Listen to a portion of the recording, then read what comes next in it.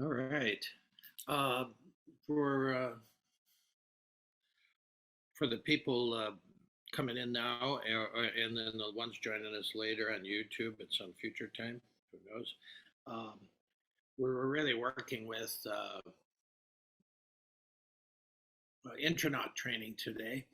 How to train to go into inner space, which probably is less traveled than outer space, and every bit as challenging as well. So it's intronaut training, and I want to I want to start with a quote from one of the great intronauts, Thomas Merton, uh, and this is there's a lot that's coming through. Hopefully on this teaching, and if you want notes from this session, you can just, as some of you did last time, just send me an email with just notes in the subject, and then I'll send you the uh, the notes that I'm working off of. Uh, Here's the quote from Merton, and it was 1960 where he made this statement when we were sort of in the thick of the space race with the Russians, and we're always racing towards something. And Merton said, "What we can gain by sailing to the moon." He said, "What can we gain by sailing to the moon if we're not able to cross the abyss that separates us from our true selves? What can we gain by sailing to the moon if we are not able to cross the abyss that separates us from our true selves? This is the most important of all voyages of discovery, and without it, all the rest are not only useless, but disastrous."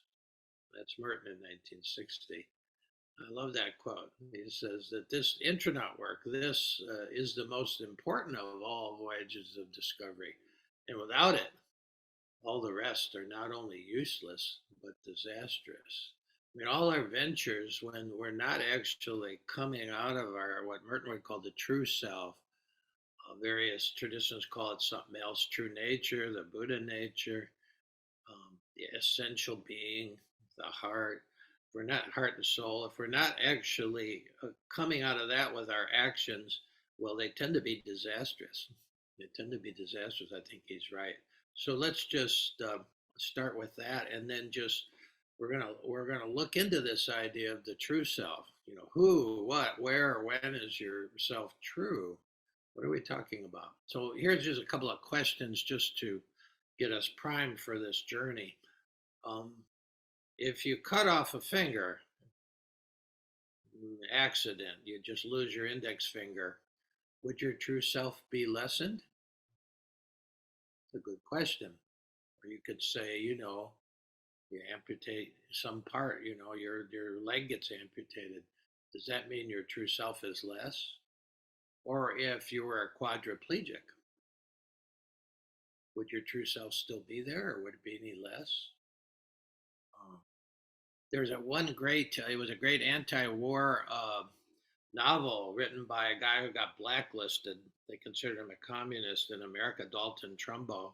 Really great writer. And the book is called Johnny Got His Gun.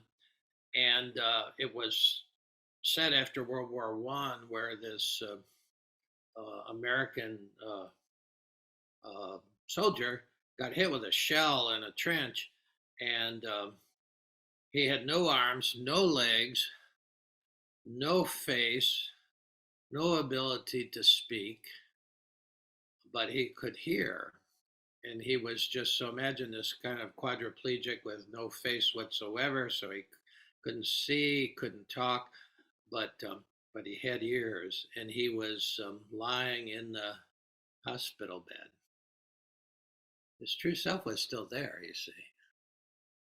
It doesn't matter if you lose a finger or a leg or this or that, the true self was still there because it's basically consciousness.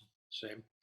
And that was quite a disturbing thing to read, because they were there trying to give him medals for being a hero, and he found a way to communicate, by the way, without having a couldn't blink his eyes. You know, it was a very interesting, and it got that book got uh, quashed in the run up to the Second World War, and he was, of course, blacklisted during the McCarthy era as some kind of communist or whatever. But it was probably the strongest book ever written to as an anti-war kind of text. Yeah, but the experiment would what would happen if you'd lose all that other stuff, but then your consciousness is there. You know, well that gives it the hint that if you're going to be an intronaut, you know, astronaut, astro means star and naut means sailor. And so these are the astronauts. The Russians called them cosmonauts, but it's the same thing that you're going to you navigate and sail through the stars. Well, the intronaut is actually somebody who's going to sail into inner space. An intronaut is interested in exploring and evolving his or her consciousness. So that's really what we're gonna talk about today. Uh, Gauguin, you know, the title of this, what it'll be shown on YouTube, will be something like Quo Vadis, a couple Latin words, which means where are we going? So where are we going in this life? Do we just get born and then, you know, some years later, poof, unplugged, and then that's it? Or is there more? And what should we be doing with life? Quo vadis, where are we going? Are we just trying to accumulate as many toys as we can? Whoever dies with the most toys wins. That's sort of what our culture says. Consumer culture, not too deep, but these Gauguin. I have a big print of I'm looking at a big print of a Gauguin painting, famous one of his last, and it's in the Boston Museum of Art. But he has three little questions were some of the last things he wrote in his journal. These three questions are sort of the essence of Quo Vadis. These are great spiritual questions. And again, you know, if you miss something, you know, and you just ask for the notes. But the three questions you should have says he wrote it in his journal. He said, "Where do we come from? What are we? And where are we going?" Those are three of the best questions anybody could ask for the spiritual journey. Where do we come from? What are we? Where are we going? How many people have been asked that by anybody else? Those aren't the questions we have in our culture. We assume we know what we're doing. We're here to, you know, stay fit and live forever, and you know, do some important things, and then maybe, you know, maybe make a lot of money in the process. I mean, really, that's what our culture says. It's about appearance, achievement, and affluence, what I call the triple A's. That's what our culture, at least the consumer culture, this very shallowest part of our culture. You got to remember, everybody listening to this, well, with the exception of Vivienne, who's in France, but you know, we're talking about Western culture. We're talking about European culture. Also talk about world culture, which is very different. But the American empire is sort of projecting all this that, you know, you're important if you're beautiful or handsome, you're important if you've achieved something, and you're mostly important if you're a billionaire. The more money, the more important. Well, uh, internet training doesn't look at that. Doesn't look at that. So I'm gonna try to put this give us a sense of a map of consciousness to give us an idea where consciousness goes, in a sense, how consciousness travels. Okay, where is it headed? Where does it come from? What is it? Where is it going? Okay, for consciousness. And it's, uh, I have it sort of broken into three parts. Like, you know, if you saw the screensaver, if you're here at the very beginning, you saw there's a picture of a ballistic missile taking off. It was actually from the first manned thing where Alan Shepard was in the Mercury astronauts, that he was shot up, and it's a three-stage rocket. It has a big first stage that's right on the launch pad that is full of liquid nitrogen. It takes a lot to get off the launch pad because of gravity. That's the reason we're sitting here not flying around on this planet, because gravity is one of the biggest forces, and so it needs a lot of thrust to get off the launch pad, and then that won't take you into orbit, won't take you into outer space.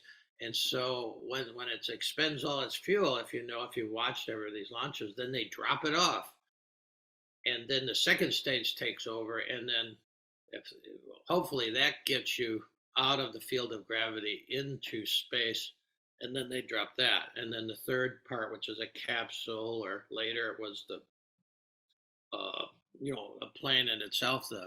I forget what they called that, but then you can really travel with very little fuel. In most cases, you can travel just with solar power, because the sun is coming up several times a day when you're in outer space. Yeah. So, but this three-stage rocket is sort of fits consciousness too. You see, it comes in three stages. If you read Ken Wilber, he'll break it into each of those three stages into three more stages. So he talks about consciousness in terms of 9 kind of stages of evolution. I'm going to simplify it into 3, and I'm going to try to put up I mean, this is a map now, but it does give you a sense. But the map's not to territory. When we're doing meditation, we're exploring territory there that is often unexplored, you see. But it helps to have a map. But in the end, if you got a map and it tells you how to get from here to, you know, Washington, D.C., just looking at the map isn't the thing. It gives you the way to get there, but you still have to do the traveling, and that's why you have to do the practice. But I'm going to try to put this map up, or it's a little tricky here. Let me just see if I can do it. Well, I'll tell you what, if you have a pen and paper, just get ready for 3 columns. And then it'll be easy to put it up during our break. And then, and if you want to, if you email me, it'll be part of the notes. It's a little difficult to put up right now. So see if you can follow these sort of breakdown of consciousness in terms of 3 stages. Okay. And you could head the columns if you can do your 3 columns. You can head the first column on the left, pre-rational, and then you could put rational in the middle, above the middle column, and then you could put trans-rational. That pretty much covers consciousness. Now you can fine tune it as a guy like Wilber, or there's other guys who have their own models of consciousness, but they all sort of agree in these 3 basic stages. There's a certain kind of pre-rational consciousness, the consciousness of the infant coming out of the womb, okay, for sure, and then rational consciousness, which is an evolution, and then finally trans-rational consciousness, which most people aren't talking about consciousness at all, but trans-rational consciousness eludes people too, that there'd be something beyond rational consciousness. Now, the interesting thing in the 20th century is the scientists who are studying the ultra small, as small as you can get, photons and things even smaller than what we consider the atom. Those were quantum physicists, and then the guys who are studying the big picture, the astrophysicists. They both come to terms with the fact that either at the very smallest level or the very biggest level, the universe is not rational. It is trans-rational. It doesn't mean it's irrational, which often people think if you're not rational, you're irrational. Well, you may be if you're pre-rational, but if you're trans-rational, it doesn't mean you're irrational. It just means you're playing by other rules. Okay. And so we're going to try to sketch that out. So we got pre-rational, rational, trans-rational. Uh, Now we'll sort of go across to just get the flavor of what this would be like. So, the first horizontal thing under pre-rational, uh, it's that the pre-rational consciousness is our survival operating system. It's about survival. The rational consciousness is a strategic consciousness. No little infant is playing chess. You ever played chess? Chess is about strategy. Okay, so rational is about the strategic operating system, and the transrational is about the sacred operating system. So we got survival, strategy, and sacred going across from left to right. Yeah. Now, the survival operating system kicks in, thank goodness, as soon as, uh, as soon as we're born. As soon as we come out of the womb and they cut the cord, here we are. Now, this is initial trauma territory for everybody. If you don't think you've been a trauma, you've had trauma, well, there it is. You were totally wired in the womb, most of us, in most cases, to where everything was instant gratification. When you were hungry, it was all coming through the umbilical cord. You didn't have to breathe. It was the air, oxygen was in the blood, and it was about as good as it gets. And it's sort of what you didn't have to worry about having wet diapers, because there were no diapers. You were just sort of in this little comfy condo, uh, and a feeling that you're held and you're safe. All that. Now, stuff going on in your mother's life around the house, well, that could have affected it, but for most part, it's just like, wow, this is great. And then we don't know it because really we don't have the kind of cerebral cortex at this time that can really is active, and so pretty much we're just feeling emotions. Okay. Uh, and we're our bodily beings, and we do not know that if we'd like to stay there forever, but we don't know that if we stayed too long, beyond 9 months or 8.5 or 9 months, things start to go south and fall apart. So all of a sudden, contractions, we're thrust out, they cut the cord, here we are, you know from the pleasure condo into the Astrodome. It's a big room, beings running around. It's cold. You're breathing air. What a trauma. Okay, and so that's the start of it. And then you can't move. You can't. You gotta. You have to have food. You have to have milk. All that stuff. What is all this stuff? And I don't care who your parents were. I had four women who took care of me: my mother, my grandmother, my two older sisters. My father was, come and go. He was usually working. Thank goodness, actually. And so it was pretty good. And my grandmother was close to a Buddha or a saint, but still, it can't match up with instantaneous meeting your needs. I don't care who your parents are. And then some of us have parents that are far from that. Uh, and so there's this gap and discomfort. And to understand that what consciousness is doing when we're little babies, you got to realize that our parents, good or bad as they are, they're like gods, and maybe older siblings are like gods. And the fact that we don't get our needs met, we start to think there's something wrong with us. You just cannot, as a little infant, you just say there must be something wrong with us. And then the world, your view of the world, which is sort of small, it's the house and your family. Uh, it's you're thinking, oh, I'm in trouble. This is going to be a rocky road here. I better get some strategy. And so we start to frame our view of the world, the universe, and our part in it. Probably by the time we're 3 or 4 or 5, and that's important to know. So that's where the survival operating system starts. It's both basically bodily and sensate. Okay, so we're going down. Let's go down a vertical there on the pre-rational survival operating system. The body is the main thing. You know, it's instinctual. Do you get your instinctual needs met? Okay, the need for uh, survival and security, food, the need for affection and esteem, the need for some sense of power and control takes a while because you're powerless. You can't even turn over. But those are the instinctual needs. So the very instinctual kind of consciousness.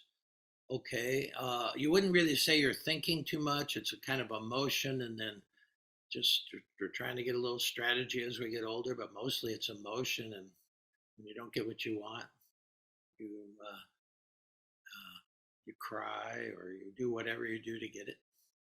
Now, this is also tribal consciousness. Put that down as you go down. This is tribal consciousness. It's your tribe. I mean, in the old days, there really was a tribe.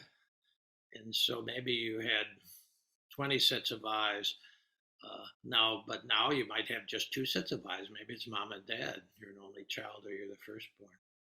But it's tribe. It's your tribe. And the motivation in this is fear. So that's running down the pre-rational consciousness, survival, the body, instinctual, emotion, thought, it's tribal. And then fear is the big motivator there because you're trying to survive, and that's appropriate. Thank goodness for that. And somehow we do. Somehow we do. I remember going to the first grade, and it wasn't my grandmother or my mother or my older sister. It was Sister Augustine, and she wasn't anything like him. And boy, what a trauma that was. And then there were 60 other guys trying to figure it out. I had 60 in my first grade class. And so there's the trauma when you go to, but fortunately, the kind of strategy I had worked in school. And so, because my mother was like a teacher, so I really did have it up, leg up. But still, when you start to go into, then they start, you're writing your name and, they're starting to educate. We're going into the second thing. They're trying to educate people into words, reason. So as you go vertically down the rational consciousness, it's strategic. It's a refinement of the first. It's strategic. It also is the mind. So mostly when you get in school, you're working with the mind. Okay, the body, maybe you get to run out to the playground a little bit in grade school, but it's mostly mind work, you see. And it's you're going from instinctual now to psychological. Okay, in the rational consciousness. Oh, you're learning analysis, and one of these things is not like the other. That's the cat is not a dog. We start with those kind of pictures. One of these things is not like the other. So we're starting to they're actually when they try to develop the mind, they're developing the dualistic mind, and that's analysis. One of these things is not like the other, cat, dog. But then you learn how to analyze good, bad, and there's knowledge. You start to gain knowledge, data, facts. Okay, and you start to become an individual because maybe you're in a little larger tribe now. There was 60 in my tribe, and then you know your own name, you can write your own name, you get your own report card, all this kind of stuff. So really when you bring on the rational consciousness, you pull away from your initial tribe and you can start thinking on your own. You can think. Okay. Now, where the pre-rational consciousness was dominated by fear of survival, this one has that diminishes, and it's sort of like you'd have to say it's anxiety. There's anxiety. Might not be full blown fear. It might be if school is a strange environment, and uh, it could be fear of failure. But there's certainly a low level, at least a refrigerator hum of anxiety that goes with this. Because for one thing, you might learn at some point, when Fido dies, that things are alive and then they're not alive. And then you make the connection. Well, me too, is that, and so there's a kind of anxiety that comes up with this kind of consciousness. Okay. And that's pretty much the ball game, we think. We educate people to that, to become rational, to become logical, okay, to solve things systematically. I remember my sister had a list of boyfriends, and she had, a kind of positive, negative columns. I found it. I read her journal, and she never forgave me for that. But being logical. This guy he's taller. This guy's, well, that's what we're educated to do, to break up the world into boxes. And you can get a lot done that way, and that is very helpful. Nothing wrong with it, and it is an advance, over pre-rational. Pre-rational has some good things too. As you go and move in consciousness and actually go to another stage, you don't totally let everything go on the previous stage. You take what's functional and bring it along. That's why the rule for evolution of consciousness and evolution, period, is include and transcend. That is the evolutionary rule. You include what's still viable and helpful and functional from the previous stand. You bring it along with you, but you transcend it. And so it doesn't mean you get rid of it or it's bad at all. It's just a step. And then you take another step, and then you're in rational consciousness. Now, mostly our culture doesn't think there's anything higher than that. But then, what throws what gets you looking for to the third area, which is consciousness beyond the rational, trans means beyond, is, I remember the book that came out, When Bad Things Happen to Good People. Well, everybody knows that in some form. People die, bad things happen, Good Friday. I remember asking the nun, why was it so good? It didn't seem good to me. Bad things happen to good people. So it becomes clear then that what should become clear, that the universe itself, life, capital L, is not playing. It's transrational. I mean, it's not playing by the laws of reason. If you're good, everything doesn't turn out good for you. Bad things happen to good people.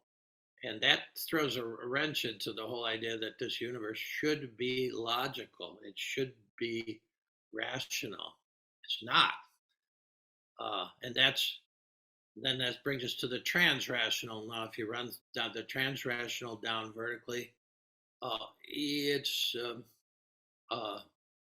you have a sense of, rather than survival or strategy, you have a sense of there's something sacred about it. It may be mysterious why these things happen, but there's a sacredness to it, a sacred operating system, where the body is is the focus for the pre-rational, and the mind is the focus for the rational. For the transrational, it's what they call in traditions the heart. Sometimes the soul, have languages about heart and soul in various forms, but there's something else that's beyond the mind, that's beyond the body. Okay, we'll just call it heart, which is what we've been using, and where pre-rational is instinctual primarily, which is really helpful when you're driving down the road and somebody crosses the line and you're going for a head-on. You don't think about that. You have to swerve. That's instinct, you see. I mean, I remember driving home drunk one time. How did I get home? Well, thank good you have an instinctual kind of operating system. I don't know how I got home. Everybody has that scary thing. Hopefully you don't have it more than once. So yeah, instinct is good. there's sometimes you just feel, I'm not walking down that alley. I'm not going into this situation. It's not safe. That's your instinct. So you could say the belly, the deep instinct. And then sometimes you figure a situation and you do pros and cons, and that works. Okay, that's rational. Uh, so we have instinctual, we have psychological, and then we have spiritual as you're going across that way. The transrational is the world of the spirit. Emotion, thought in the pre-rational, analytical knowledge, facts, science in the rational, is wisdom in the transrational. Now, here's an interesting way to go across. Tribal the feeling, there's your tribe, and then when you transcend that, you get the feeling of, all right, I don't have to think like everybody else. I can make my own decisions and find my own, way.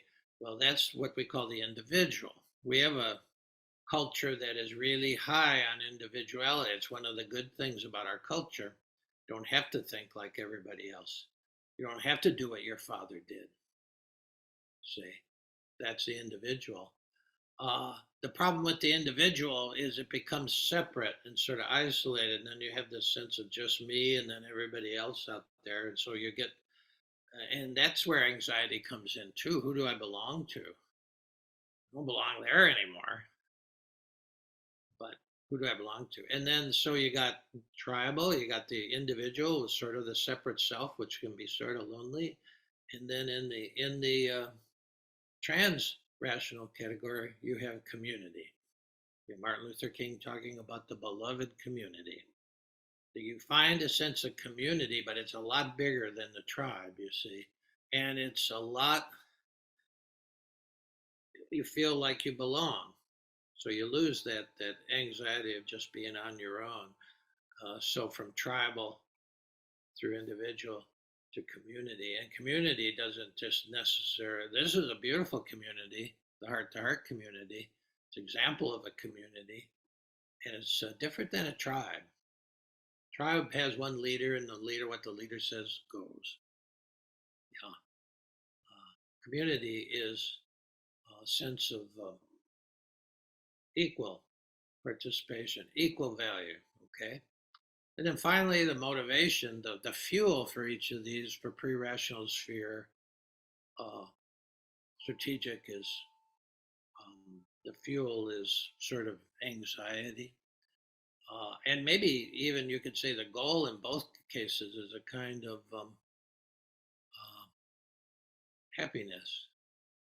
For the body, it's to be fed and warm and comforted. And then, when you get into the mental thing, well, maybe it is to make a lot of money, or maybe it is to achieve something. That's not bad. Okay. Happiness isn't the end result of the transrational. It's love. Love is the fuel. Love is the endpoint. You become a person that's fueled by an ability to give love. And love is a loaded word like God. Love means romantic love since probably the 13th century in the West. But it's a way of being. It's a motivation to be kind. I quoted Kurt Vonnegut. I send out something on Gaza every Saturday. I quoted Kurt Vonnegut where he said, "God damn it, you got to be kind." And there's that sense of it's only the way Vonnegut could write something like that. God damn it, you have got to be kind. But there's something where you become a mighty kindness when that really develops. These are the people hanging on the walls around here. These are people who went all that way. And that's, like, where are we going? Well, we need a lot more kindness in this world. We need, a lot more goodness, a lot more compassion. compassion is really what we're talking about when we're talking about love, is just to to have compassion, because you realize at this point the community is everything. It's a whole universe, and that when somebody hurts over there, you hurt, and so you try to help them out. So that's sort of the way it can go. Where do we come from? We come from love. What are we? We are love.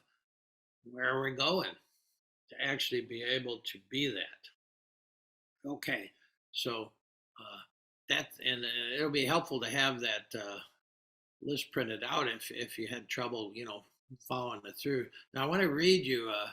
Here's the problem, because once I guess the menu is not the meal and the map is not the journey. So this is what comes in.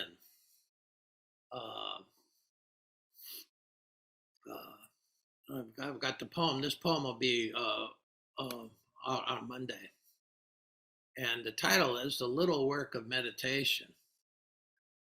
Meditation is how you. It's the only way I know. It's the best way that I know that you cross that boundary into the transrational. When we sit, we're not interested in either of the first two uh, categories. We're sitting to be in this great reality, be with this great mystery, any way you want to talk about. We're really not sitting to figure stuff out.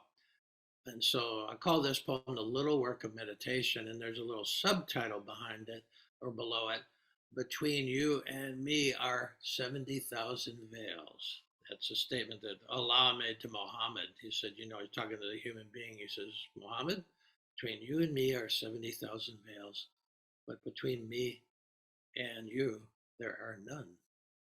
There is the work of meditation right there, dropping the veils. So here's the poem, and it'll be printed on Monday. Each of us is perfect just as we are, and we all need a little work. Suzuki Roshi said that over 50 years ago, and I'm only just now getting a handle on it. We need to hold and accept both those truths. Each of us is perfect just as we are, and we all need a little work. Now, the rational mind says there's got to be one or the other. And, I told somebody the other day, who was in distress, I said, yeah, you're suffering, but you're just fine. And she said, "I don't feel fine." I said, "I know, but you are." And that's what Roshi was saying. So each of us are just fine, just as we are. And we all need a little work. We all need a little work. And so we need to hold and accept both truths if you have an aspiration to be fully alive and at peace in the middle of, how we live.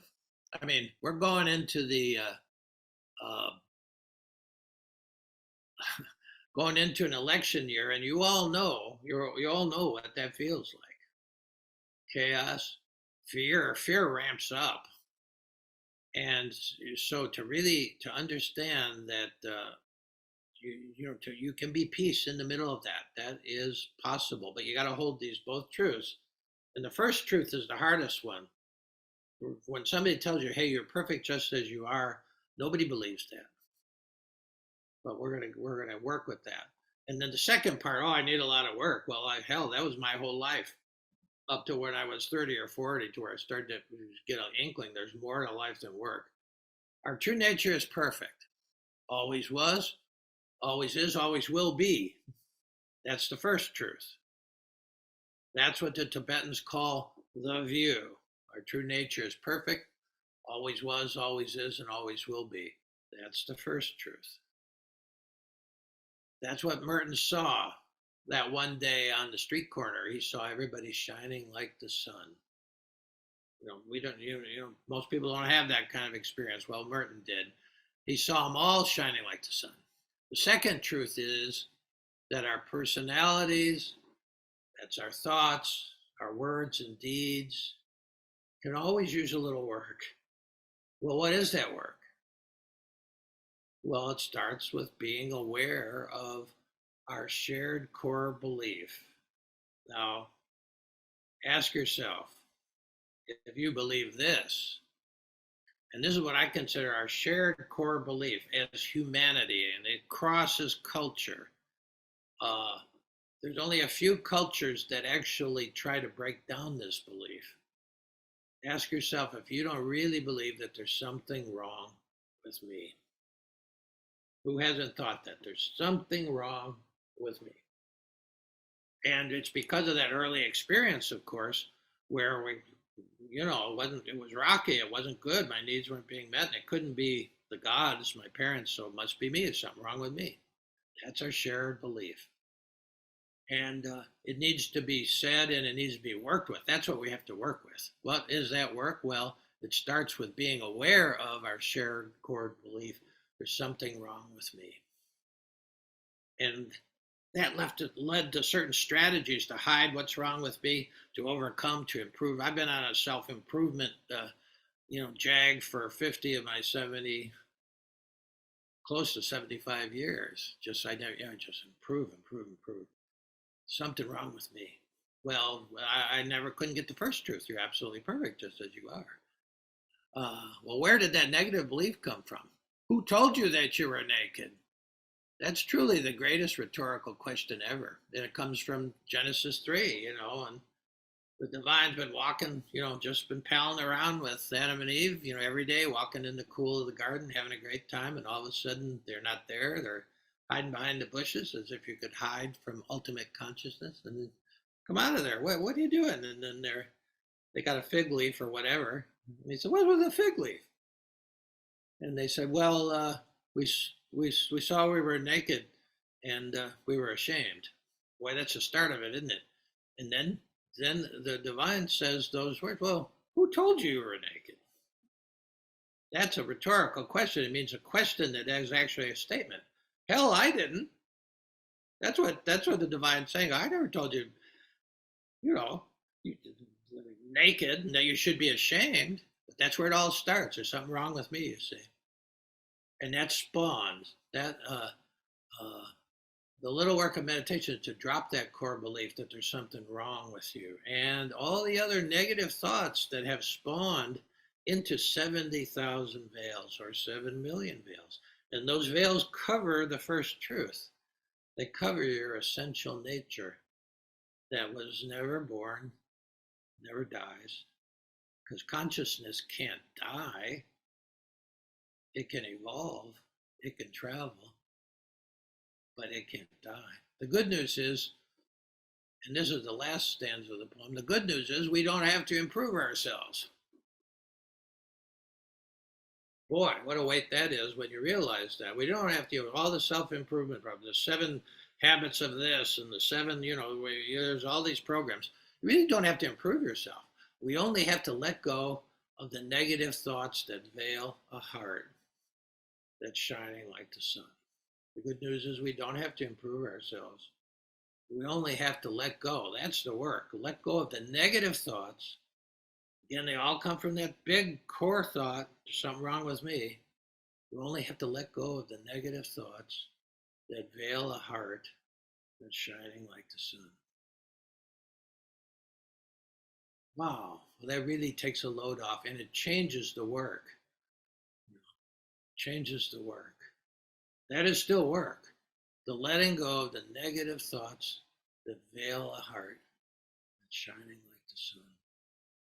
Yeah. Well, we got 15 minutes to let that reverberate, and then we'll come back and we'll actually do the practice of it. I mean, there's other things in sitting meditation, but that's sort of the start, and that helps you actually let go of those grisly, measly little thoughts that are constantly nipping at you and saying, yeah.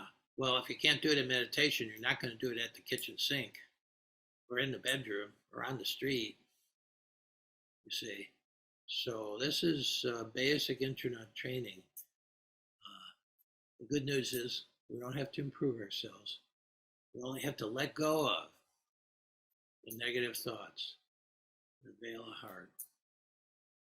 It's always shining like the sun. All right, we'll take a break. We'll come back and we'll do a little meditation.